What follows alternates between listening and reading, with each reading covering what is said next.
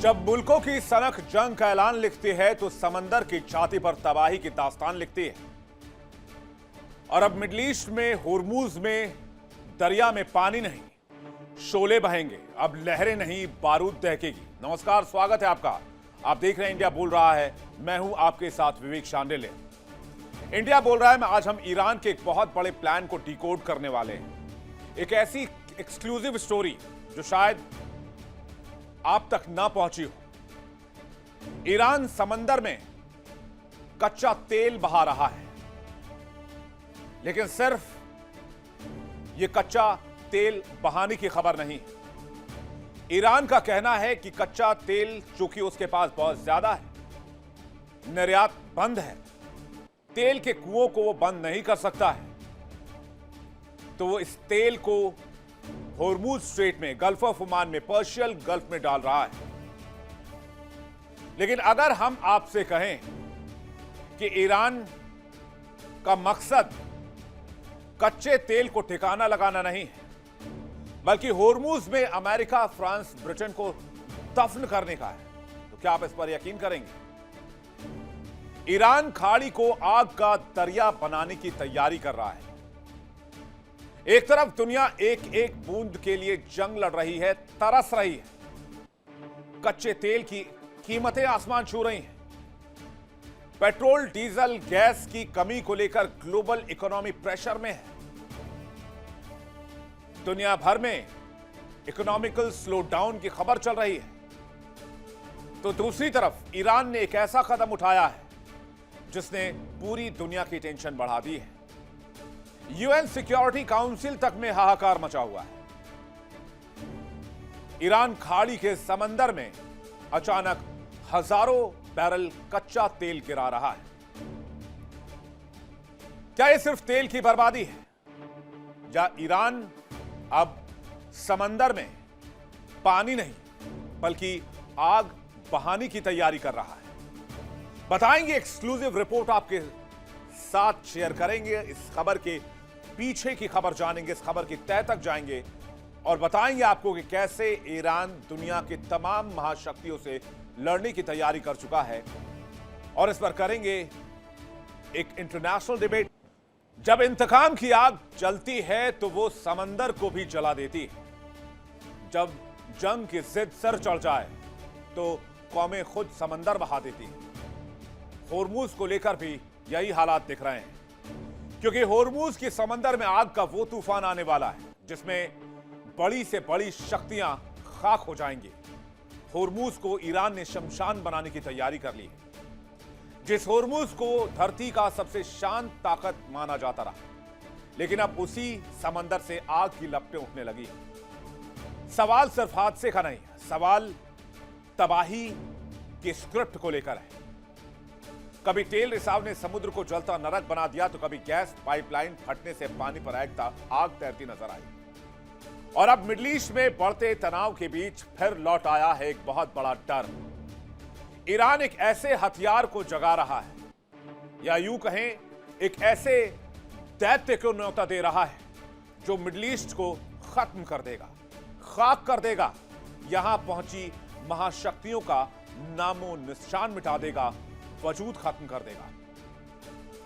क्योंकि ईरान तेल को सिर्फ कारोबार नहीं, विनाश का बारूद बना चुका है। जी हां, ईरान वही कर रहा है जो आज से कुछ 100 साल पहले बड़े बड़े ताकतवर देश किया करते थे। ईरान आज की तारीख में करीब 3000 बैरल तेल हर रोज मिडिल ईस्ट में उतार रहा है।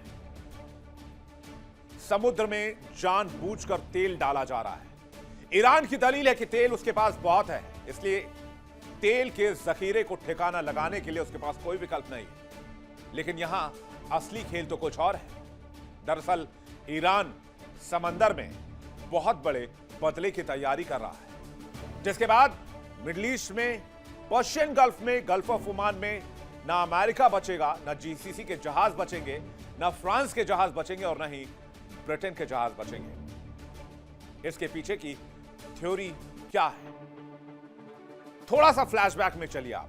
साल 2021 मैक्सिको की खाड़ी में अचानक समंदर के बीचों बीच विशाल आग का गोला दिखाई दिया, जिसकी तस्वीर इस वक्त आप देख रहे हैं। जरा फुल स्क्रीन देखिए। लपटें इतनी भयंकर थी कि लोग इसे आई ऑफ फायर कहने लगे। दरअसल यह आई ऑफ फायर नहीं था, यह समुद्र के नीचे गैस पाइपलाइन में धमाके की तस्वीर थी। चंद सेकंड की आग और पानी में आग की लपटें विकराल रूप अख्तियार कर लेती हैं। समंदर उबलने लग जाता है और वहां मौजूद जहाज इस आग को बुझाने की कोशिश करने लगते हैं। लेकिन इस आग को बुझाएं कैसे, जो आग पानी के बीचों बीच है? क्या उसे पानी से बुझाया जा सकता है? लेकिन यह पहली बार नहीं था। 1991 में खाड़ी युद्ध में जब इराकी सेना ने कुवैत के तेल कुओं में आग लगाई तो लाखों बैरल तेल समुद्र में बहा दिया गया। इससे पूरा समुद्री इलाका काले धुएं और आग से भर गया। यहां मौजूद जहाज इस आग की चपेट में आ गए और महीनों तक समुद्र मौत का जंजाल बना रहा। अब स्ट्रेट ऑफ हॉर्मूज में क्या हो रहा है, ये तस्वीरें हमने एआई से जनरेट की हैं। जरा इसको आप देखिए, इस तस्वीर को। इस तस्वीर में आप देखकर इसे समझ पाएंगे कि हॉर्मूज स्ट्रेट और आसपास के इलाके में बड़ी मात्रा में कच्चा तेल समुद्र की सतह पर देखा जा सकता है। चूंकि यह प्रतीकात्मक तस्वीर है, लेकिन हमने इसके इसलिए डिजाइन किया है ताकि आप इस खबर को अच्छी तरीके से समझ सकें। ईरान का दावा है कि वो हजारों बैरल कच्चा तेल समुद्र की सतह पर डाल रहा है। तो क्या ईरान इसे आग में तब्दील करने की प्लानिंग कर रहा है? एक चिंगारी और उसके बाद इसमें क्या होगा वो तस्वीर भी मैं आपको दिखाता हूं। अगर इसमें सिर्फ एक चिंगारी डाली गई तो समुद्र जलेगा। इस इलाके में जितने भी शिप्स होंगे, जितने भी जहाज होंगे, वो सब के सब एक एक करके खाक हो जाएंगे, आग के दरिया में दफन हो जाएंगे। एक और तस्वीर आपको दिखाते हैं जिसमें आप ये अंदाजा लगा पाएंगे कि किस तरह से अगर इस इलाके में आग लगाई गई तो आखिर क्या हो सकता है। अब इस तस्वीर को देखकर आप अंदाजा लगाइए। समुद्री सतह पर फैले तेल में लगी आग, तो इस इलाके में मौजूद सभी जहाज होंगे खाक। जरा तस्वीर देखिए आप। इस तस्वीर को देखकर आप अंदाजा लगा पाएंगे कि अगर इसे आग में तब्दील कर दिया जाए तो फिर ये दुनिया का सबसे बड़ा तेल का रास्ता एक चिंगारी से आग के दरिया में तब्दील हो सकता है। और ईरान जब चाहे तब इस इलाके को जला सकता है और इसके लिए वो समंदर को दरिया बनाने की तैयारी कर रहा है। इसके बाद यहां पर न तो अमेरिका का ब्लॉकेड बचेगा, न ब्रिटेन का एमएनएस ड्रैगन बचेगा और न ही फ्रांस का चार्ल्स डी गॉल बच पाएगा। और पानी में कौन कहता है पानी में आग नहीं लगाई जा सकती? पानी में आग लगाई जा सकती है। मैं आपको एग्जांपल देता हूं। डीप वाटर होराइजन ब्लास्ट 2010, जगह मैक्सिको की खाड़ी। क्या हुआ?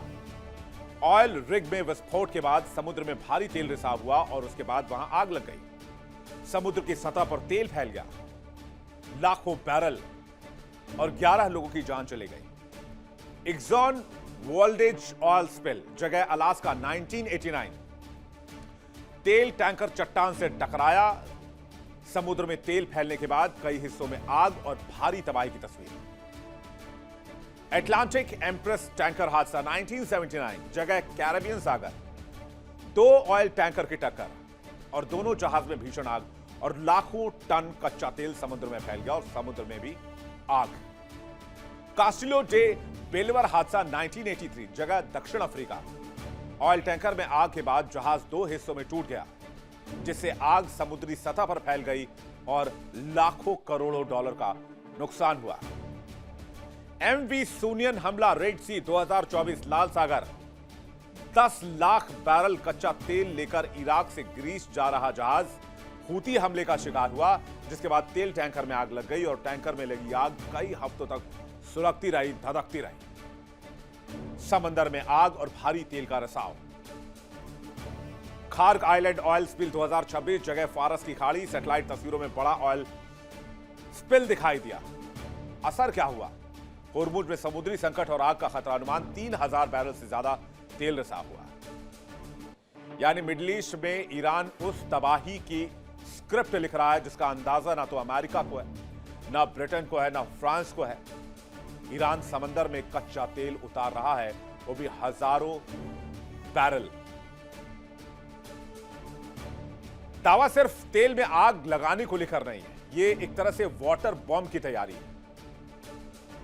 एक ऐसा जाल जिसमें इस इलाके में मौजूद कई युद्धपोत जद में आ सकते हैं, चाहे वो अमेरिका के हों, ब्रिटेन के हों, फ्रांस के हों, फिर चाहे किसी और देश के हों। यानी दुनिया के सुपर पावर्स को इस इलाके में खाक करने की तैयारी, होर्मुज को शमशान बनाने की प्लानिंग। दुनिया का सबसे इंपॉर्टेंट ऑयल रूट अब फायर जोन में तब्दील होता दिख रहा है। ईरान के आसपास घेरेबंदी भी आप देख लीजिए। अमेरिका ने ईरान को चारों तरफ से घेर रखा है। अमेरिका ने 20 से 29 युद्धपोत इस इलाके में रखे हैं, इंक्लूडिंग एयरक्राफ्ट कैरियर्स। अमेरिका ने 3 एयरक्राफ्ट कैरियर डाले हैं। एक एयरक्राफ्ट कैरियर गिराल आर्फोर्ड वापस जा चुका है। इसके अलावा डिस्ट्रॉयर्स हैं, फ्रिगेट हैं, ट्रांसपोर्ट शिप्स हैं और ईरान को ब्लॉक करने के नाम पर एक नेवल ब्लॉकेड है। होर्मुज में कच्चा तेल 88 वर्ग किलोमीटर क्षेत्र में फैल गया है और हर दिन ईरान इस इलाके में 3000 बैरल ऑयल डाल रहा है। ईरान का दावा है भंडारण के लिए जगह नहीं है। सप्लाई बंद होने से खर्ग में तेल रखने की अब जगह नहीं बची है। तेल के कुओं से प्रोडक्शन रोक नहीं सकते। प्रोडक्शन बंद करने से पाइपलाइन पर प्रेशर होगा, तेल भंडार को नुकसान होगा। और चलिए मैं कहता हूं कि चलिए ईरान ने आग ना भी लगाई, बाय चांस कोई मिसाइल अगर यहां फटा, कोई ड्रोन फटा, फिर क्या होगा? ईरान की इस नई चाल ने पूरी दुनिया को चौंका दिया है। यूएन सिक्योरिटी काउंसिल में भी इस बात की चर्चा हो रही है कि आखिर समंदर में तेल डालने का मकसद क्या है। सैटेलाइट निगरानी करने वाली कंपनी ऑर्बिटल ईओएस की रिपोर्ट के मुताबिक हर दिन हजारों से लेकर लाखों बैरल तेल समंदर में ईरान उतार रहा है, कच्चा तेल डाल रहा है। दावा यह सिर्फ तकनीकी गड़बड़ी नहीं है, बल्कि एक खतरनाक रणनीति का हिस्सा है जो आईआरजीसी प्लान कर रहा है। जाहिर सी बात है, पूरी दुनिया का एपी सेंटर इस वक्त होर्मुज है। 20% ऑयल सप्लाई है जो कि चोक है। अगर आग लगी तो नुकसान सिर्फ अमेरिका, फ्रांस, ब्रिटेन का नहीं होगा, मिडिल ईस्ट का होगा, ईरान का होगा। लेकिन ईरान का मानना है कि जो देश 46 साल से सैंक्शन की जद में है, आखिर उसका कितना नुकसान हो जाएगा। बेशक हो सकता है खार्ग जल जाए, केशमद्वीप जल जाए, बहुत सारे आइलैंड्स इसकी जद में आ जाएं, लेकिन यह इलाका काफी लंबे समय तक के लिए खत्म हो जाएगा। अगर इस इलाके में मिसाइल, ड्रोन या विस्फोटक के जरिए भी आग लगाई जाए तो समुद्र का एक बहुत बड़ा हिस्सा फ्लोटिंग फायर जोन बन सकता है।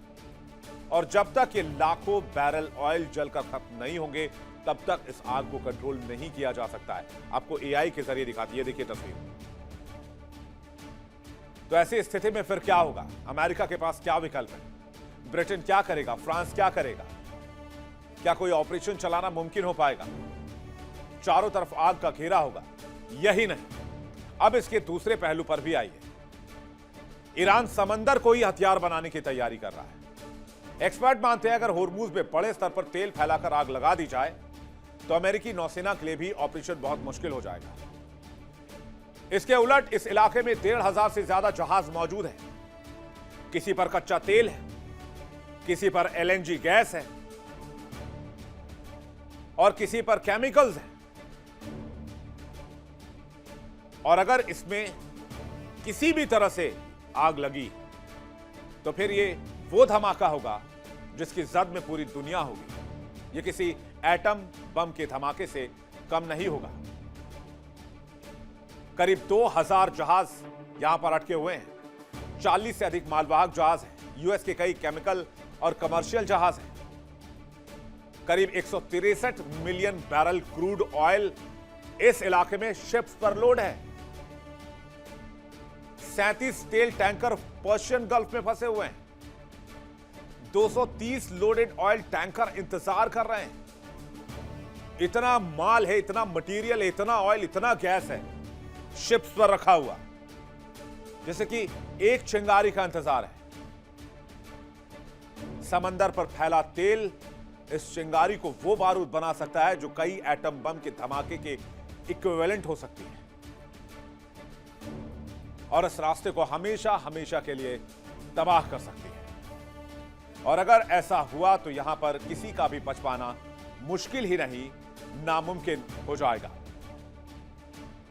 बातचीत करने के लिए इस पर हमारे साथ मेहमानों का बड़ा पैनल जुड़ रहा है। लेफ्टिनेंट जनरल संजय कुलकर्णी हमारे साथ जुड़ रहे हैं, रक्षा विशेषज्ञ विंग कमांडर आलोक सहाय हमारे साथ जुड़ रहे हैं, रक्षा विशेषज्ञ डॉक्टर अजिताभ सिंह हमारे साथ जुड़ रहे हैं, विदेश मामलों के जानकार, बहुत स्वागत है आपका, और संजीव श्रीवास्तव हमारे साथ जुड़ रहे हैं, विदेश मामलों के जानकार, बहुत स्वागत है आपका। सबसे पहला सवाल मैं lieutenant general Sanjay Kulkarni sir से करना चाहूंगा। संजय कुलकर्णी सर, ये एक बहुत पुराना वॉर डॉक्ट्रिन है, जैसे पहले के जमाने में हुआ करता था, और IRGC जिस हिसाब से लड़ रहा है उसके पास यह भी एक विकल्प हो सकता है, जिसको हमने आर्टिफिशियल इंटेलिजेंस के जरिए वीडियो में तब्दील किया, और कुछ एग्जाम्पल्स भी रखे कि इस तरह के हादसे भी पहले हुए हैं। मैं नहीं कह रहा ईरान डायरेक्ट अटैक कर देगा, हादसा भी हो गया तो अभी 90 किलोमीटर के रेडियस में यह तेल फैल चुका, स्पिल हो चुका है, और चूंकि समुद्र की धारा बहती रहती है तो ये पर्शियन गल्फ और गल्फ ऑफ ओमान में भी आसानी से पहुंचेगा, और ईरान तब तक ऐसा करता रहेगा जब तक उसको तेल ठिकाना लगाने के लिए मुफीद इंतजाम ना मिले, बकौल ईरान। लेकिन मुझे तो लगता है इसके पीछे IRGC की कोई बहुत बड़ी प्लानिंग है। सर, बहुत बहुत धन्यवाद विवेक, थैंक यू पैनलिस्ट को भी। सवाल यह है कि ईरान, हम चाहे स्ट्रैटेजी कहे या मजबूरी कहे, क्योंकि ईरान के पास, और खास करके अमेरिका ने जिस प्रकार से टोटल घेराबंदी कर रखी है स्ट्रेट ऑफ हॉर्मुज़ को लेकर के, तो इससे क्या हो गया है कि खर्ग आइलैंड में जो 50 मिलियन बैरल ऑफ ऑयल जमा हो सकता है वो कंप्लीट तकरीबन 15 दिन में भर जाएगा, और 1.5 to 2.75 million barrels of oil Iran तेल निकालता है। तकरीबन सारा का सारा कहे या 90% कहे ईरान चीन को देता है। लेकिन इस घेराबंदी के कारण अब ना कोई चीज बाहर जा पा रही है ना आ पा रही है। इससे तेल के जो साधन है जिससे ये निकालते हैं वो बहुत पुराने हो चुके हैं, तो उनको बंद करना, कैपिंग करना बहुत मुश्किल होता है। तो ये फ्लेयरिंग करते हैं। फ्लेयरिंग यानी कि गैस को जलाना, तेल को बचाना। तो ये एक तरीका है कि दोनों में से क्या चीज ज्यादा जरूरी है। दोनों चीजें बहुत जरूरी हैं, लेकिन आज ईरान को डिसीजन लेना है कि उसने क्या बचाना है और क्या जलाना है, और अपने आप को किस तरीके से संवारना है। प्लस यकीन करना है कि ये जो खतरा है, जैसे आप बता रहे हैं, ये जो खतरा है इसके द्वारा पूरे विश्व के ऊपर प्रेशर डालना है कि ये जो लड़ाई है इसको समाप्त की जाए। इसको लेकर के ट्रंप अभी 13 से 15 तारीख तक चीन जाएंगे। चीन में जाकर के चीन को भी वो बताएंगे कि आप ही हैं जो ईरान से पूरा तेल उठाते हैं, और आप ही हैं जो ईरान की मदद करते हैं, तो आप ही हैं जो ईरान के ऊपर इस तरह का दबाव डाल सकते हैं जिससे कि स्ट्रेट ऑफ हॉर्मुज़ है वो फ्रीडम ऑफ नेविगेशन को लेकर के खुला रहे। लेकिन ईरान जो है वो मानने वाला नहीं है इतनी आसानी से, क्योंकि एक लाइन का क्वेश्चन है सर, एक लाइन का क्वेश्चन है सर, क्या ये पॉसिबल है जो आप वीडियो में इस वक्त देख रहे हैं? और मैं आपको एग्जांपल भी दिखाऊंगा, जब PCR फर्स्ट तस्वीर लगाइएगा जब वो समुद्र के अंदर गैस पाइपलाइन फटा था, जिसके बाद समुद्र के बीचे बीच जो है वो धमाके की तस्वीर दिखी थी। विवेक के पॉसिबल है, इसीलिए ही वो 5 लाख बैरल तेल समुद्र में डाल रहा है, जिससे कि एक घेराबंदी नहीं, उसने भी एक इंटरनल घेराबंदी कर रखी है कि वो भी कोई भी ईरान के ऊपर हमला नहीं कर सकता है। तो अगर ईरान के ऊपर कोई हमला करने की सोचे वो भी नहीं होगा। प्लस ईरान भी समुद्र के ऊपर दूसरे के ऊपर एक हमला कर सकता है, जैसे माइंस है।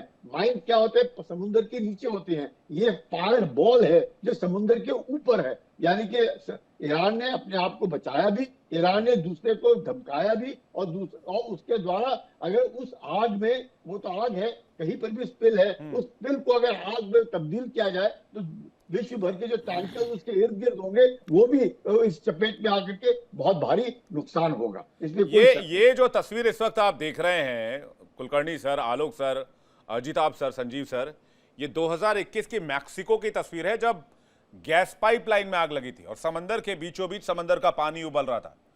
तो जो लोग कहते हैं कि भाई पानी में आग कैसे लगाओगे, पानी में आग ऐसे लगती है, जिसकी तैयारी ईरान कर रहा है। आलोक सर, क्या कहेंगे आप?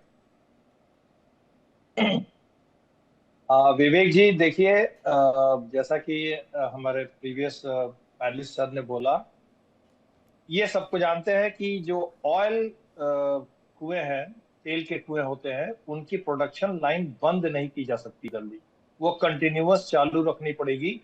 तो ये जब घेराबंदी अमेरिका ने की थी, उस समय सबको ये पता था कि ईरान जो है वो ऑयल प्रोडक्शन इतना रोक नहीं सकता है। ऑयल की स्टोरेज धीरे धीरे इनकी बढ़ती जाएगी और उसके बाद एक ऐसा सैचुरेशन पॉइंट आएगा जब उनके पास तेल रखने की जगह नहीं होगी, उनको अपने तेल का प्रोडक्शन रोकना पड़ जाएगा। तेल का प्रोडक्शन वो रोक नहीं सकते, अगर रोकेंगे तो तेल के कुएं बर्बाद होने लगेंगे, वो खराबी आ जाती है, टेक्निकल फॉल्ट्स आ जाते हैं, फिर उसको रिज्यूम करना बहुत मुश्किल हो जाता है। तो ऐसे में ईरान के पास ऑप्शंस बहुत ही लिमिटेड है। या तो वो उस तेल को, अभी तक उसने शुरू में क्या किया, उसने कुछ फ्लोटिंग टैंकर स्टार्ट किए, समुद्र में फ्लोट करा करा के टैंक्स पर रखना। उसके बाद जब वो भी भर गया तो उन्होंने खर्ग आइलैंड के जो टैंकर थे, उसकी एक सेफ कैपेसिटी 80% के आसपास मानी जाती है। किसी भी टैंकर को 80% से ज्यादा नहीं भरा जाता है। उसको इन्होंने फिर फुल करके रिस्क लेकर के भरना शुरू किया और उसके बाद जब उनके पास जगह नहीं बचा तो ये लीकेज की खबर आ रही है। तो ऐसी संभावना व्यक्त की जा रही है कि ये लीकेज ईरान ने तेल को डेलिबरेटली पानी में बहा करके किया है, लेकिन ये निश्चित तौर पर अभी नहीं कहा जा रहा है, क्योंकि ये भी संभावना व्यक्त की जा रही है कि खर्ग आइलैंड पर जो आक्रमण हुआ था अमेरिका का, उससे भी हो सकता है कि वहां के जो सी बेड्स में जो पाइपलाइंस है या खर्ग आइलैंड के आसपास में जो पाइपलाइंस है, उस पर कहीं कुछ डैमेज हुआ है और इसीलिए अभी ये जो सिर्फ एक लिमिटेड क्षेत्र में इसका जो सैटेलाइट सिंथेटिक अपर्चर रडार है, उससे ये स्पॉट हुआ है एक खास जगह पे। मुश्किल ये है कि काफी बड़ा एरिया है, करीब 30 किलोमीटर के आसपास, 40 किलोमीटर वर्ग किलोमीटर के आसपास के एरिया में ये 88 स्क्वायर किलोमीटर एरिया की खबर है सर। हाँ, 88 स्क्वायर किलोमीटर एरिया की खबर मेरे पास है, हो सकता है आपके पास भी कोई जानकारी हो, मैं इसे डिनाई नहीं कर रहा हूं, लेकिन क्या डेलिबरेटली इसको यूज किया जा सकता है? पहले ये खबरें आई थी, पहले ये 2-3 बड़ी खतरनाक खबरें थी। पहले तो ये थी कि 6 तारीख के आसपास से लीक स्टार्ट हुआ है, 8 तारीख को थोड़ा सा लीकेज में कमी देखी गई है, लेकिन मुश्किल ये है कि ये जो लीक है ये पैच सऊदी अरेबिया के कोस्ट की तरफ धीरे धीरे फ्लोट करके जा रहा है। ये एक बहुत बड़े खतरे की घंटी है। तो ये बहुत इंपॉर्टेंट पॉइंट है सर। जी, और विवेक जी, भले ही ईरान ने डेलिबरेटली न किया हो इसको हथियार के रूप में इस्तेमाल करने की बात, लेकिन आप जो विवेक जी बता रहे हैं ना कि विश्व में जो इस तरह की घटनाएं हुई हैं, आईआरजीसी के जैसे कमांडर्स आत्मघाती हैं, जैसे सेल्फ डिस्ट्रक्टिव मोड में है, वो निश्चित तौर पे अब इसको एक हथियार के रूप में भविष्य में इस्तेमाल करने की सोच सकते हैं। उनके पास ऑयल रखने की जगह नहीं है और इस ऑयल को समुद्र में अगर वो फैलाते हैं तो 2-3 बातें बहुत ही गंभीर होंगी। डीसैलिनेशन प्लांट्स भी बर्बाद होने लगेंगे, क्योंकि इसी समुद्र के पानी से डीसैलिनेशन प्लांट चलते हैं। पूरा इकोलॉजिकल सिस्टम समुद्र का खत्म हो जाएगा। जो वहां पे ये जो तैरता हुआ ऑयल है, ये सिर्फ वही नहीं, वहां के जैसा कि विवेक जी आपने बताया, जो सैकड़ों टैंकर्स ऑयल के घूम रहे हैं, उनके लिए एक बहुत बड़े खतरे की घंटी है। मान लीजिए कल युद्ध होता है, ऑयल टैंकर ही नहीं, एलएनजी के कई जहाज मौजूद हैं जो एलएनजी लोड करके बैठे हुए हैं।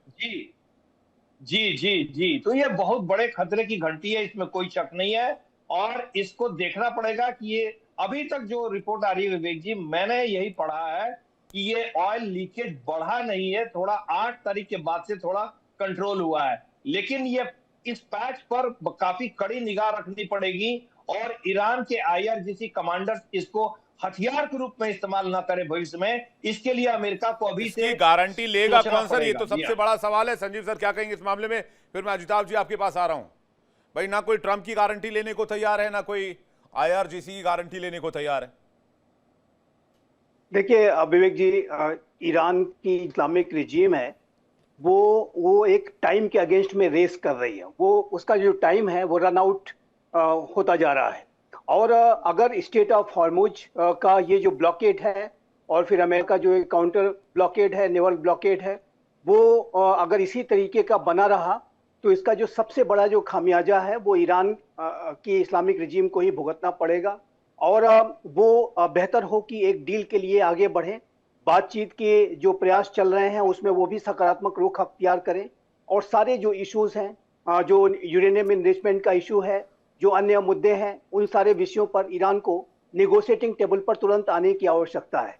क्योंकि नहीं, और यदि उससे तेल के कुएं उससे पहले संजीव जी, उससे पहले अगर आईआरजीसी ने 88 स्क्वायर किलोमीटर में फैले कच्चे तेल में आग लगा दी तो क्या होगा? हजारों शिप ऐसे हैं वहां पर जिनके ऊपर कच्चा तेल और गैस लदा हुआ है, जो एक्सट्रीमली डेंजरस है। ये अगर वो ऐसा करेंगे तो उसको कहते हैं सुसाइडल स्टेप, इसको कहते हैं आत्मघाती स्टेप। और इसी तरीके का जो स्टेप है वो सद्दाम हुसैन ने उठाया था 1991 में, कि जब वो कुवैत से खाली जाते जाते सारे जो वहाँ के जो तेल के जो कुएं हैं बहुत बड़े पैमाने पर उसमें आग लगा दी थी। और वो आग जनवरी में लगी थी और उसको बुझाते बुझाते कैपिंग करते करते नवंबर 1991 हो गया था।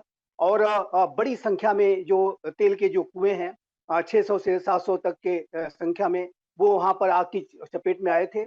और उसका जो इन्वायरमेंटल डिग्रेडेशन इससे इतना ज्यादा हुआ था, वहां पर काली बाद जो है पानी की वर्षा होती थी और अनेक तरीके की वहां पर विपरीत स्थितियां देखी गई थी। लेकिन उसका परिणाम क्या हुआ?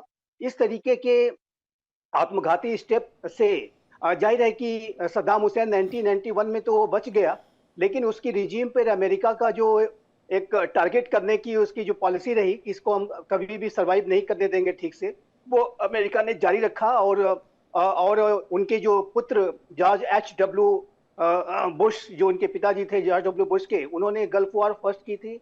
और सेकंड जो है उनके सुपुत्र ने 2003 में सद्दाम हुसैन को टॉपल कर दिया और वो रजीम समाप्त कर दी। और उसके लिए प्रिटेक्स्ट लिया कि वो न्यूक्लियर WMD इत्यादि बना रहा है, लेकिन मेन उद्देश्य था सद्दाम हुसैन को टॉपल करना।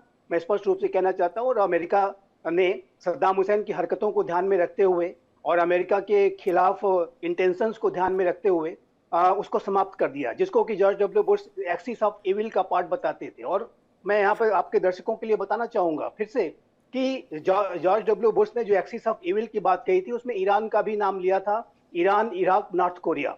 तो इराक को तो उन्होंने स्वयं हैंडल किया, लेकिन अमेरिका इस तरीके के इल इंटेंशन रखने वालों को न तो कभी भूलता है न तो माफ करता है।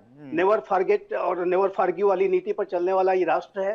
तो ऐसे में ईरान की इस्लामिक रिजीम अगर कोई सुसाइडल स्टेप उठाएगी और ये तेल को बहा करके वहां पर आग लगा देना और बड़ी डिजास्टर को पैदा कर देना, और सोचिए कि यदि वहां पर LPG LNG से भरे हुए जो टैंकर्स खड़े हैं उनमें अगर आग लग जाएगी तो फिर क्या होगा?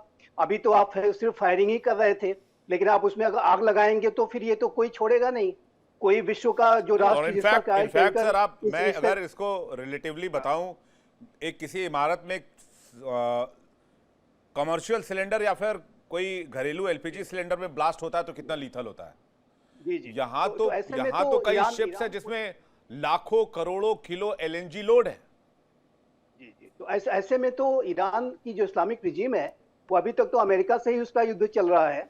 अन्य राष्ट्र भी इस युद्ध में जब शामिल हो जाएंगे तो वो तो रिजीम सद्दाम हुसैन को तो गिराते गिराते अमेरिका को 1 दशक से भी ज्यादा समय का लगा समय, लेकिन ये तो आने वाले कुछ समय में, महीनों और वर्षों में ही समाप्त हो जाएगी। पूरी तरीके से इसका पतन हो जाएगा, जिसको कि मैं कहता हूं ना कि सुसाइडल स्टेप। यदि उन्होंने ऐसा किया तो फिर उस रिजीम का जो पराभव है, जो फॉल है, वो सुनिश्चित हो जाएगा। IRGC तो यही कह रहा है, हम तो मरेंगे, तुमको मार कर मारेंगे। हमारे सुप्रीम लीडर को आपने मार दिया, हमारे लिए जो बदला है वो खून का बदला खून से हम लेंगे। देखिए उसके लिए, और यहाँ पर बहुत सेंसिटिव इसलिए ये जोन है क्योंकि दुनिया भर के जहाज फंसे हुए हैं और वो सब अब सिर्फ एक इशारे के मोहताज हैं, एक चिंगारी और यहां पर सब खत्म वाली बात है। मैं आपके पास वापस लौटूंगा, अजिताभ जी का रिएक्शन चाहूंगा इस पर। और जो बात आपने कही मैं उस पर एक सवाल उसको ऐड कर देता हूं कि क्या इसके लिए ट्रंप को भी जिम्मेदार ना माना जाए? अजिताभ जी।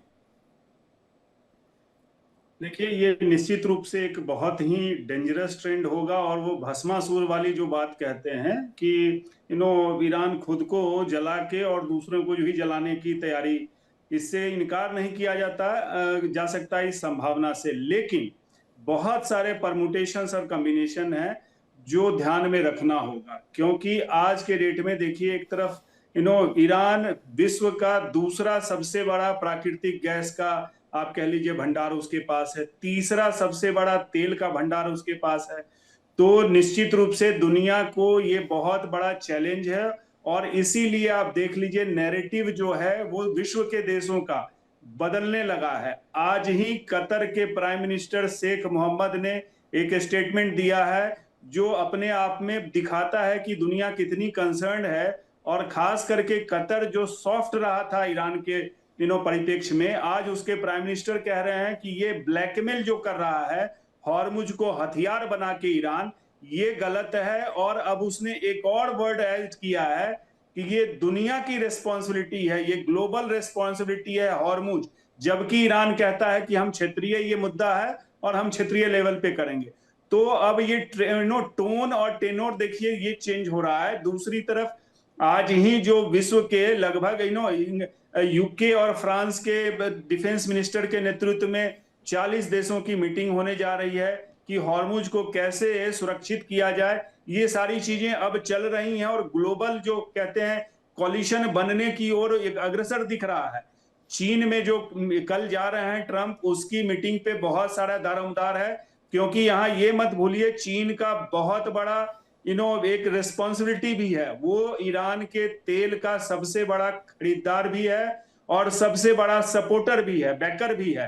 तो चीन निश्चित रूप से यहाँ ट्रंप जो जा रहे हैं, यस उन्होंने गलती बहुत बड़ी की है, उन्होंने ईरान को बहुत अंडर एस्टिमेट किया कि शायद वहां की जनता रिवोल्ट कर देगी, हम कैप्चर कर लेंगे, बहुत सारी बातें, वो तो होने से रहा और ईरान एक बहुत बड़ा खतरा उभर के आया। लेकिन कल की मीटिंग जो कल 2 दिन की 3 दिन की मीटिंग जो जा रहे हैं ट्रंप, उसमें निश्चित रूप से चीन को वो कोशिश करेंगे दबाव में लगाने का, समझाने का कि ईरान को किसी तरह से टेबल पे लाया जाए और बातचीत का रुख अख्तियार किया जाए। ईरान के लिए ये खतरे की घंटी यहां भी है, क्योंकि वो पूरी तरह से नेस्तनाबूद हो जाएगा, ऐसा ईरान भी नहीं चाहेगा। अगर ऐसा उसे करना होता तो अब तक कर चुका होता, जब उसके सुप्रीम लीडर मर गए, 50 उसके लीडरान मर गए, तो करने को तो अब तक कर सकता था। ये एक हथियार के रूप में बार्गेनिंग चिप है, ब्लैकमेलिंग करेगा वो, और निश्चित रूप से वो ब्लैकमेल करने की स्थिति में बहुत ज्यादा सशक्त हो गया है और वो दिख भी रहा है। नहीं, ऑप्शंस क्या? जब अमेरिका ब्लॉकेड ही नहीं हटाएगा तो क्या करेंगे? तो फिर तो समंदर कोई दरिया बना दो, कोई ऑप्शन ही नहीं है। वैसे ही समंदर दरिया बना, माफ कीजिएगा, समंदर कोई आग का दरिया बना दो। बिल्कुल, ये यही तो हो रहा है ना, दुनिया को उसने एक तरह से मुट्ठी में कर लिया है। वो सिमेट्रिक वॉर लड़ रहा है, वो डायरेक्ट एक कन्फ्रंटेशन में नहीं है। और ओल्ड सिविलाइजेशन में आप देखेंगे तो ऐसा होता था पहले, जब शिप्स को आग के हवाले कर दिया जाता था समंदर के बीचों बीच, कच्चे तेल में आग लगा दी जाती थी। और एक और इंपॉर्टेंट पॉइंट सर जो मैं ऐड करना चाहूंगा, ईरान का कच्चा तेल बहुत लाइट है और बहुत हाई क्वालिटी का है। देखिए विवेक जी, इसके खतरे और भी हैं। अगर वैसे देखिएगा तो लगभग 22,500 नाविक भी हॉर्मुज में हैं, उनकी जान पे भी खतरा आएगा। और उतना ही नहीं, जो इंटरनेट के 7 बड़े बड़े केबल उस एरिया में हैं, उस पे भी होगा। केबल्स को उड़ा दूंगा सर, वो कह रहा है मैं इन केबल्स को उड़ा दूंगा। बिल्कुल, तो ये बहुत ही डेंजरस ये स्थिति आ गई है, और निश्चित रूप से अब यूनाइटेड नेशंस के अधीन मुझे लगता है यहाँ संयुक्त राष्ट्र संघ को बीच में ला के करना होगा, नहीं तो ये अमेरिका की दादागिरी से दुनिया जल रही है और ज्यादा जलेगी। जी कुलकर्णी सर, क्या इसके बाद विकल्प क्या है? देखिए विकल्प है, ऐसे नहीं कि विकल्प नहीं है। अब ईरान ही बोल रहा है कि संयुक्त राष्ट्र के द्वारा उसके ऊपर दबाव डाला जा रहा है, क्योंकि वहां पे यूएस का बोलबाला है यूएन के अंदर, तो उसके अगेंस्ट भी है। ईरान चाहता है कि किसी न किसी प्रकार से एक ऑनरेबल एग्जिट चाहता है, और अब ईरान को अब लगने लगा है कि एक ही उसके पास देश है जिसका उसको पूरा सपोर्ट है, वो है चीन। चीन ही उसको बता सकता है कि क्या करना है। चीन के साथ ही उसका 4,000 बिलियन डॉलर अगले 30 साल के लिए उसका कॉन्ट्रैक्ट है कि तेल कौन खरीदेगा? चीन खरीदेगा। यानी कि 90% तेल खरीदने वाला देश है चीन और ईरान से, और ईरान को बाकी चीजें जो मिलनी है। ये जो कार्रवाई आज ईरान कर रहा है, ईरान के ऊपर पहले भी जब लगातार सैंक्शन लगे हैं, इसके फ्लोटिंग टैंकर्स थे, ईरान के सारे तेल तो भरा हुआ है ईरान के अंदर, प्लस फ्लोटिंग टैंकर्स थे, और यही फ्लोटिंग टैंकर्स स्मगल करके चीन में जाते थे। और अभी भी जो सैंक्शन लगाए हैं हांगकांग की फर्म के ऊपर, 9 और फर्म्स के ऊपर अमेरिका ने इसीलिए लगाए हैं कि ये चोरी छिपके अभी भी चीन में ही जा रहे हैं। तो ये जो कार्रवाई हो रही है, लेकिन सवाल ये है, मुझे ऐसा लगता है 13 और 15 के बीच में जो अभी ट्रंप और शी की बातचीत होगी, उसमें मसला जरूर साफ हो जाएगा, क्योंकि इससे पूरे विश्व को तेल जलाना कोई नहीं, चलो स्क्वाश अर्थ पॉलिसी में ईरान ने अपना नुकसान कर दिया, लेकिन पूरे विश्व का ये रिसोर्स है, और उस रिसोर्स को अभी भी जिस प्रकार से लगातार ईरान गैस जला रहा है, तेल तो अभी नहीं जलाना शुरू किया, तो वो गैस जला रहा है, जिसके पिक्चर्स आ रहे हैं। क्यों गैस जला रहा है? इसलिए गैस जला रहा है कि वो देख रहा है कि दोनों तेल और गैस के बीच में कौन सा ऑप्शन वो हल्का ऑप्शन है, तो गैस का ऑप्शन लेकर के अभी कार्रवाई कर रहा है, इसलिए फ्लेयरिंग यहाँ पे। लेकिन क्या ये कच्चा तेल समंदर में डालना एक थ्रेट है सर? बिल्कुल, फॉर वर्ल्ड कम्युनिटी थ्रेट है, बिल्कुल इकोलॉजिकल थ्रेट है। अपने जितने भी वहां पे केबल्स जा रहे हैं उनको थ्रेट है, प्लस जितने टैंकर्स और अगर बाय चांस ये आग लगा दी जाती है तो इस इलाके में मौजूद ऑयल इंफ्रास्ट्रक्चर का क्या होगा?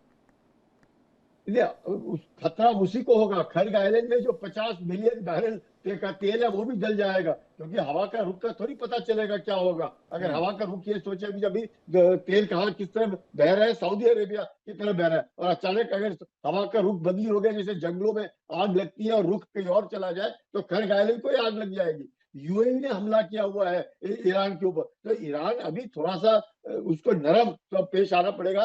और ये आईआरजीसी जो है ऑब्वियसली एक बड़ा रेडिकलाइज बॉडी है, वो तो अब हम तो डूबे सनम, तुम्हें भी नहीं डूबेंगे, ये पॉलिसी में चल रहा है। और ईरानियंस को भी अब मुझे लगता है एक तरीके से कहीं ना कहीं से दबाव आएगा, ईरान के ऊपर भी आएगा, चीन के द्वारा भी प्रेशर आएगा, क्योंकि चीन भी चाहता है कि स्टेट ऑफ हॉर्मुज खुला रहे। पूरा विश्व क्यों फ्रांस अपना डिगोल एयरक्राफ्ट कैरियर ला रहा है, क्यों ब्रिटिश ला रहा है? इसी के लिए ला रहा है कि वो सब के सब चाहते हैं कि ईरान के ऊपर दबाव डाले जाए, और state of Hormuz international navigation के मद्देनजर उसको फ्रीडम ऑफ नेविगेशन होना चाहिए, चाहे वो इंटरनेशनल वाटर्स में है, लेकिन इंटरनेशनल स्ट्रेट है। और इंटरनेशनल स्ट्रेट को वेपनाइज ईरान जिस तरीके से करने की कोशिश कर रहा है वो गलत है, और इसके ऊपर भारत ने भी स्टैंड लिया है कि गलत है, वो उससे नहीं करना चाहिए। लेकिन ईरान मरे तो क्या करे वाला हिसाब में अभी आज, हाँ, मरता क्या ना करता, राइट, बिल्कुल मरता क्या ना करता, सही बात है आपकी। आलोक जी, आप इसको कितना सीरियस थ्रेट मानते हैं?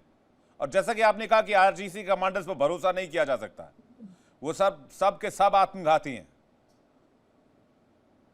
हाँ विवेक जी, देखिए अभी सिचुएशन वोलेटाइल काफी है, इसलिए और जियोपॉलिटिक्स में चीजें बहुत तेजी से बदल रही हैं अभी इधर 2-4 दिनों में। मैं आपको बता रहा हूं, ये जो तेल का लीक है ये काफी खतरनाक रूप लेगा आने वाले दिनों में, अगर अमेरिकन ब्लॉकेड बंद नहीं होता है तो। 3 मिलियन बैरल पर डे से ज्यादा का प्रोडक्शन रेट है ईरान का ऑयल का, और इतने उनके सारे शिप्स बाहर निकलने बंद हो गए हैं। तो ये 3 million barrel per day add हो रहा है। इनके पास टैंकर्स नहीं बचे हैं, जैसा कि मैंने पहली बार कहा, जो सेफ्टी मार्जिन है उसको भी इन्होंने क्रॉस कर दिया है, और अब इनको सोचना पड़ेगा ये क्या करें। ये कुएं बंद नहीं कर सकते, इनके तेल के कुएं बर्बाद हो जाएंगे।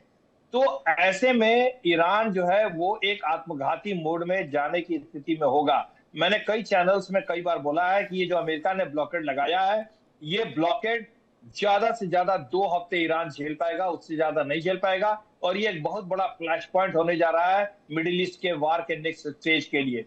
दूसरी बात विवेक जी मैं बताना चाह रहा हूं कि जियोपॉलिटिक्स में जो चीजें बदल रही हैं इधर 2-4 दिनों में, यूएई खुल करके आ गया है, इजराइल और मैं कहना नहीं चाहता हूं दूसरा और देश कौन सा है, ये अलाइनमेंट जो बन रही है ईरान के खिलाफ में, उसमें यूएई खुल करके सामने आ गया है, और ऐसी संभावना व्यक्त की जा रही है कि जो मिसाइल अटैक हुआ था ईरान के ऊपर में 3 बंदरगाहों पे, उसमें यूएई का भी अटैक था।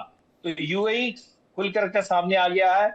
उसको युद्ध सामग्री से बहुत तेजी के साथ उसको इक्विप किया जा रहा है, ताकि वो इस युद्ध, अगले चरण वाला युद्ध जब होगा तो ईरान के खिलाफ वो अच्छे रूप से शामिल हो एक दूसरे फ्रंट से। और अगर इसी समय कोई और मिडिल ईस्ट देश यूएई के साथ आकर के और इजराइल और अमेरिका के साथ खड़ा हो जाता है, तो ईरान के लिए एक बहुत मुश्किल की हालात पैदा हो जाएंगी और अमेरिका इस मौके को चूकना नहीं चाहेगा। तो मैं ये सोचता हूं कि आगामी कुछ ही दिनों में ये बहुत बड़ा एक फ्लैश पॉइंट होने जा रहा है। और इसीलिए विवेक जी, आप देखिएगा कि कल जो प्रधानमंत्री ने घोषणा की है कि हमें क्या क्या करने हैं, जैसे कोविड के समय में राष्ट्र ने संदेश दिया था आम नागरिकों को कि हमें क्या क्या उपाय करने हैं, उस तरह से प्रधानमंत्री नरेंद्र मोदी ने कल जाके ब्रॉडकास्ट किया है। तो ये निश्चित रूप से आप मानिए कि आगे आने वाले ज्यादा से ज्यादा हफ्ता से 10 दिन के अंदर में एक बहुत बड़ा फ्लैश पॉइंट होने जा रहा है वहां पे, और पूरे विश्व को आगे आने वाले कठिन दिन के लिए तैयार होना पड़ेगा। विवेक जी, यानी कमर कस लीजिए, कुर्सी की पेटी बांध लीजिए और तैयारी शुरू कर दीजिए, ये आप कह रहे हैं। संजीव जी, आप इस थ्रेट को कैसे देख रहे हैं? नहीं, बिल्कुल मैं साहिब साहब से बिल्कुल सहमत हूं, और ये एक चेतावनी है, बहुत ही गंभीर समय है। और जैसा कि हमारे प्रधानमंत्री श्री नरेंद्र मोदी ने स्वयं इसके बारे में राष्ट्र को आगाह किया है कि आने वाला जो समय है वो काफ़ी कठिन हो सकता है। और वैसे भी अगर आप देखें तो आज के अगर डेट तक की बात करें, आगे तो जो स्थितियां जो बनेंगी उसकी संभावना तो बढ़ ही रही है, लेकिन अभी भी जो यूनाइटेड स्टेट्स ऑफ अमेरिका और ईरान के बीच में एक अविश्वास की गहरी खाई है। एक नया जो स्टेटस को जो बनेगा, यदि कभी बनेगा, तो उसमें एक लंबा समय लगेगा। ये जो वॉलेटिलिटी, ये जो अनसर्टेनिटी, इनस्टेबिलिटी, ये एक लंबे समय तक वहाँ व्याप्त रहेगी। और उस सारी स्थितियों को ध्यान में रखते हुए ही हमारे प्रधानमंत्री ने इस बात को कहा कि राष्ट्र को इसके लिए एक समन्वित तरीके से, संगठित तरीके से, एकताबद्ध तरीके से तैयार रहने की आवश्यकता है।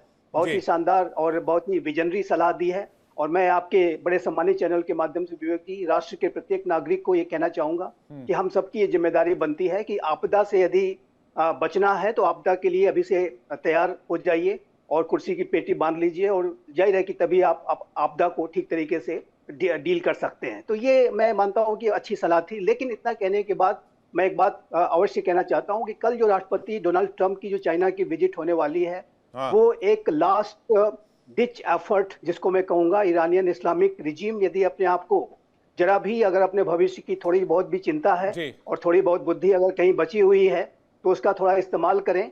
और इस पूरे अवसर का लाभ उठाते हुए यूएस की राष्ट्रपति की जो चाइना की विजिट है उसमें उसको ध्यान में रखते हुए, और चाइना की तरफ से भी जाहिर है कि प्रयास किए जाएंगे, क्योंकि आप जानते हैं कि पहले दौर की जो वार्ता इस्लामाबाद में हुई थी उसको कराने में पाकिस्तान की भूमिका तो एक मैसेंजर की रही है, उससे ज्यादा उसकी भूमिका न तो रही है न तो हो सकती है।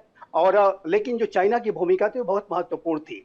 तो मेरा ऐसा मानना है कि राष्ट्रपति डोनाल्ड ट्रंप जरूर राष्ट्रपति शी जिनपिंग से इस बात के लिए कहेंगे कि आप इस इस्लामिक रिजीम को समझाइए कि आप नेगोशिएटिंग टेबल पर आएं और सारे इश्यूज को एड्रेस करें। इस तरीके का एडमेंट रुख अख्तियार करना, सुसाइडल तैयारियां करना, ये कहीं से भी उचित नहीं है। तो ये एक अवसर है, लास्ट अवसर एक तरह का मैं इसको देखता हूँ।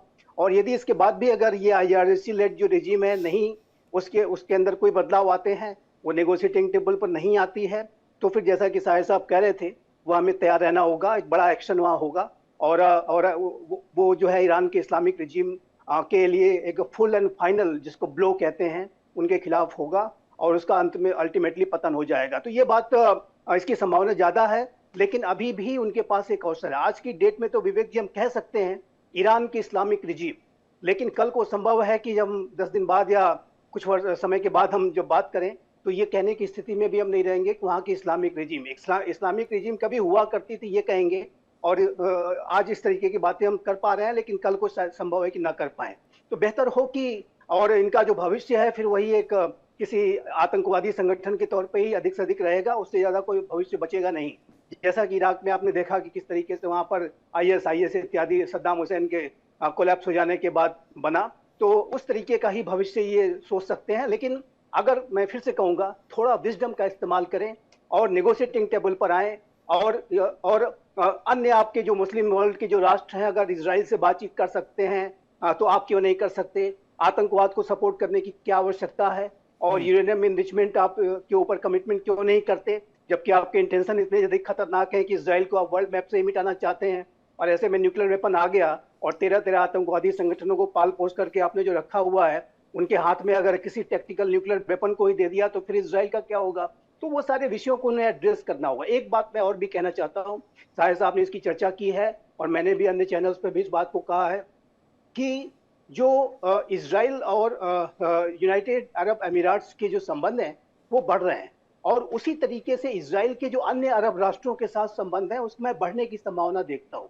मैं ये देखता हूँ कि जो अब्राहम एकॉर्ड्स के बाद जो normalization, peace process, regional integration process का जो प्रयास चल रहा था वो और अधिक अमेरिका उसको पुश करेगा, इजराइल भी पुश करेगा और ये जो यूएई जैसे जो राष्ट्र हैं और अन्य राष्ट्र भी उसमें शामिल हो सकते हैं, सऊदी अरबिया भी उसमें शामिल हो सकता है, उसको पुश करेंगे वो क्यों। और उसका परिणाम ये होगा कि एक तरफ तो इतने बड़े कंस्ट्रक्टिव अप्रोच के साथ आप आगे बढ़ेंगे और दूसरा इस इस्लामिक रिजीम को इनसर्किल करते जाएंगे तो अल्टीमेटली इसका फॉल होगा। और मिडिल ईस्ट रीजन में जब तक ये इस तरीके की सोच रखने वाली रिजीम ईरान में बनी रहेगी, या तो अपनी सोच वो बदल ले या तो उस रिजीम को हटा दिया जाए। ऑप्शन आज के डेट में तो उनके पास ऑप्शन कि अपनी सोच को थोड़ा बदलें और थोड़ा नेगोशिएटिंग टेबल पर आने के बारे में सोचें और उसके लिए उन्हें कंस्ट्रक्टिव स्टेप्स लेने होंगे आज की डेट में तो। और चाइना भी उनसे यही कहेगा कि आप अपने अंदर थोड़ा बदलाव लाइए, सुधार लाइए, अवश्य कहना भी चाहिए। अगर चाइना जो अपने आप को बहुत ही इंटरनेशनल लेवल पर क्लेम करता है कि वो एक रिस्पॉन्सिबल पावर है, वर्ल्ड पावर है, चाइना के लिए भी आवश्यक है कि वो अपनी भूमिका निभाए। रशिया को के लिए भी आवश्यक है कि रशिया भी अपनी भूमिका निभाए और उसके जो इन्फ्लुएंसेस ईरानियन इस्लामिक रिजीम में उसका इस्तेमाल करते हुए उन्हें थोड़ा कन्विंस करें कि आप वहां पर कंस्ट्रक्टिव अप्रोच के साथ बात कीजिए और नेगोशिएटिंग टेबल पर आइए, वो ज्यादा बेहतर होगा। तो अब देखना होगा कि इस तरीके की बुद्धिमत्ता आती है या नहीं आती। अगर नहीं आएगी तो फिर जाहिर है कि इस रिजीम का पतन होगा, वही एकमात्र फिर उसके बाद ऑप्शन होगा। आज की डेट में तो उनके पास दोनों ऑप्शंस हैं, अपने आप को बदलाव कर भी सकते हैं लेकिन संभव है कि कल वो जो दूसरा पहला वाला जो ऑप्शन है वो उनके पास न रहे। मुझे लगता है कि जहां तक ईरान की बात है उनके पास खोने के लिए बहुत कुछ बचा नहीं है, सिर्फ खार्ग आइलैंड को छोड़ दे। हालांकि अगर इस समंदर में वो आग लगाते हैं, कच्चे तेल को आग के हवाले करते हैं तो नुकसान ईरान का भी इक्वली होगा, लेकिन वहां मौजूद जितने भी शिप्स हैं कुछ नहीं है, खोने के लिए तो ज्यादा कुछ नहीं बचा है लेकिन पाने के लिए पूरी दुनिया है। पाने के लिए पूरी दुनिया है, लेकिन वो कब तक इंतजार करेंगे? वो या तो इस मामले का पटाक्षेप करें इस हथियार के जरिए जिसको वो समंदर में तैयार कर रहे हैं, या फिर बातचीत के टेबल पर आए। बातचीत के टेबल पर आने की संभावना मैं नहीं देख पा रहा हूं। अजिताभ जी, क्या आप देख पा रहे हैं? जी विवेक जी, न रहो न निराश करो मन को, ये कहा जाता है और मैं पूरी तरह से आश्वस्त हूं कि ये बातचीत का रास्ता खुलेगा। ईरान बातचीत के रास्ते पे आएगा क्योंकि वो बार्गेनिंग कर रहा है, एक नैरेटिव सेट करने की कोशिश कर रहा है। उम्मीद पे दुनिया काम है, निश्चित रूप से वो आएगा। और देखिए यहाँ पे एक तो ईरान में 9 करोड़ वहां की आबादी है। सिर्फ ये IRGC नहीं है, वो भी देखेंगे, वो कहीं ना कहीं वो इंटरनल जो कहते हैं विस्फोट भी उस संभावना से इनकार नहीं किया जा सकता। नंबर 1। नंबर 2, चीन का जितना पूरे विश्व में जिस तरह से उसने इन्वेस्ट कर रखा है, इंक्लूडिंग खाड़ी के देशों में और ईरान में, वो अपना पैसा इस तरह से बर्बाद होने नहीं देगा क्योंकि वो हर जगह फायदे में है। चाहे वो अमेरिका से कह लीजिए, ईरान से कह लीजिए, खाड़ी के देशों से वो फायदे में है और इस प्रभुत्व को वो ऐसे ही जाने नहीं देगा। तो ईरान पे उसका दबदबा रहेगा और ईरान को समझाने की स्थिति में मैं ये मानता हूं अजिताभ सर कि ईरान के सुप्रीम लीडर ऐसा सोचते होंगे, पढ़े लिखे व्यक्ति हैं, ईरान के पॉलिटिकल लीडर्स ऐसा सोचते होंगे। IRGC की थिंकिंग एकदम अलग है। वो इस्लामिक रेवोल्यूशन गार्ड्स हैं, उनको मतलब ही नहीं है कि दुनिया में क्या हो रहा है और ईरान के लोग क्या सोच रहे हैं। अगर ऐसा सोच रहे होते तो प्रोटेस्ट में करीब 20,000 से ज्यादा लोगों को फांसी नहीं देते, क्योंकि वो खामेनी के खिलाफ प्रोटेस्ट कर रहे थे। विवेक जी, अल्टीमेटली वो भी ह्यूमन बीइंग है, उनका भी परिवार है। आज वहां अगर IRGC को सैलरी नहीं मिल रही है, उनके खाने के अगर लाले पड़ रहे हैं, तो ये भी उनका कंसर्न है। ऐसा नहीं है कि वो ऊपर से आए हैं। आप इतने ऑप्टिमिस्टिक है sir, I really like you.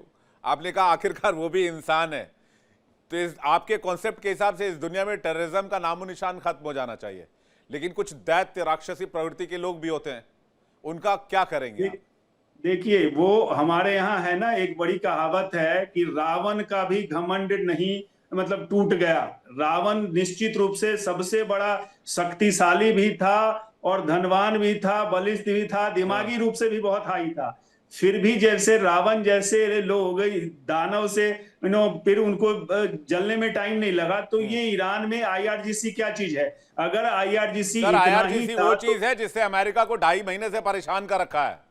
IRGC वो चीज है। मैं इस पर मैं माफी चाहूंगा, समय सीमित है, मुझे और ज्यादा चर्चा करने का दिल था। मैं कोशिश करूंगा कि इस कार्यक्रम का समय बढ़ाया जाए दर्शकों के लिए भी। फिलहाल आप सभी मेहमानों का बहुत शुक्रिया अपना कीमती वक्त देने के लिए। बहुत बहुत शुक्रिया। जय हिंद, जय भारत, बहुत बहुत धन्यवाद। देखिए इंडिया डेली 24/7 अब आपकी स्मार्ट टीवी पर। इंडिया डेली मौजूद है सभी डिजिटल प्लेटफॉर्म पर लाइव और लगातार।